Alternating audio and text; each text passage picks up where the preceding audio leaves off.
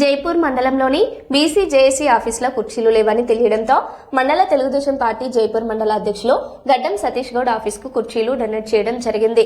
ఈ సందర్భంగా ఆయన మాట్లాడారు.